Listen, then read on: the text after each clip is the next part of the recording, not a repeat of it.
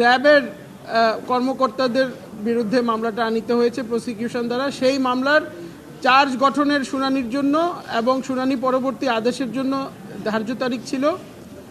So আজকে মাননীয় tribunal সেই চার্জ গঠনের আদেশ প্রদান করেছেন। আদেশ প্রদানের সময়ে এই মামলার যারা আসামি, বিশেষ করে আমাদের যে তিনজন আসামি জনাব তোফায়েল মোস্তফা সারোয়ার, কামরুল হাসান এবং মশিউর রহমান জুয়েল, ওনাদের সহ এবং অন্যান্য যারা আছেন সবাইকে জিজ্ঞেস করেছেন এবং পড়ে শুনিয়েছেন ওনাদের বিরুদ্ধে অভিযোগ কী, তারপরে জিজ্ঞেস করেছেন যে আপনারা কি দোষী কি না নির্দোষ। সো ওনারা সবাই আদালতকে জানিয়েছেন যে আমরা নির্দোষ এবং এই আদালতের কাছে ওনারা বলেছেন যে আমরা আশা করি এই আদালত আমাদেরকে ন্যায় বিচার করবে এবং আমরা এই অভিযোগ থেকে খালাস পাবো।